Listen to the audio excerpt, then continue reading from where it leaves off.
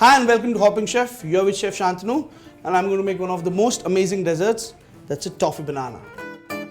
So I've already got some medium ripe bananas. They are not too ripe, they are not too raw. This is what you need. I've already got some oil heating up here for frying. First things first, I'm going to make the batter for the banana. So I'm taking good around 200 grams of the flour, 50 grams of corn flour to this, pinch of baking powder, since this is not a self-raising flour, so that the bananas become crispy. You add literally a small pinch of salt. This is not to make it salty, but when you add salt, it just gets more flavors out. I'm adding a little bit of milk. Any milk will do, skimmed is good, and a little bit of water. Now let's just churn this out. You can use a whisk, you can use two forks, up to you. Just make sure that there are no lumps into this. Okay, now what should be the consistency of your batter?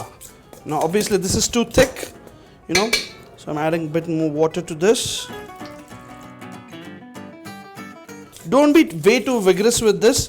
What happens is the more vigorous you are with the flour, it develops elasticity and we want a nice crisp coating. So don't be way too vigorous, but still good enough to mix everything in. Let's say if you have a spoon, it should easily coat the back of the spoon, which it is doing, and it's falling off. So that's the right consistency. As long as it coats the back of the spoon, you're on the right track. So that's that. I'll take a banana, let's skin it off. And let's cut it slightly at a tangent once again. Nice, fairly thick slices. What happens is when you fry this fritters, the banana inside gets soft, so you want nice and thick slices. Let's dry coat it now. Again with the flour and corn flour mixture. So flour and some corn flour to this. And for a slightly deeper taste, I'm just adding a hint of cinnamon powder to this. Let it all mix through. Let's coat the bananas. Now why this is required? Because once it has the dry flour coating around it, it catches the batter really well. If you don't do this, what happens is the banana is slightly slippery, so your batter won't coat it from all sides. So it's important that you dry flour it, tapping the excess away and taking these bananas out. So let's check if the oil is fairly hot.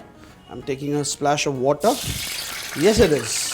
With the bananas, just making sure it's coated on all sides nice and well. See, this is what I was talking about.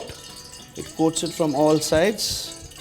And now just drop it into hot oil. So the bananas are deep frying here. They are turning out nice and crispy, slightly golden brown. The next I'm going to make is a sugar caramel. So I've taken a small pan here. I've got lots of sugar here, so good amount of sugar to this. Just a little bit of water, just to soak the sugar, and let's make a caramel out of this. In the meanwhile, I can see that my bananas are nice and crisp on both sides. They are spluttering oil now. Don't leave the bananas for too long inside, because then what's going to happen is the heat is going to penetrate in. Now the caramel out here. Sometimes you can add a little bit of vinegar or lemon juice to your caramel.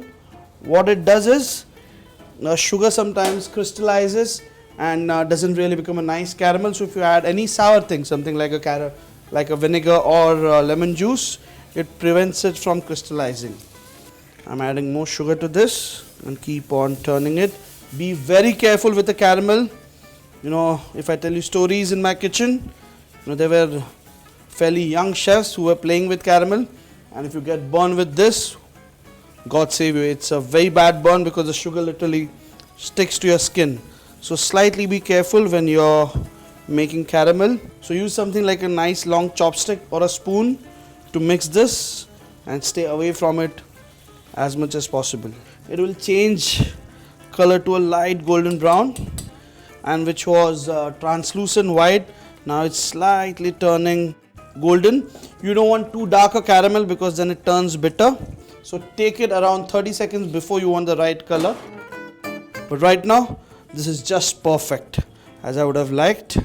as it cools off, and I'm still stirring it so that I get a uniform color. So here are my fritters, just tabbing them into this, nicely coated on all sides, black sesame on it, toasted black sesame on it on one side.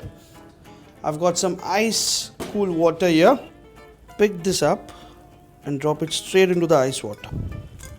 Now you might think this is going to make it soggy, but not at all, because it's got a coating of sugar caramel on all sides.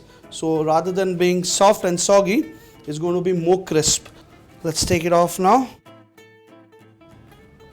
Look at this.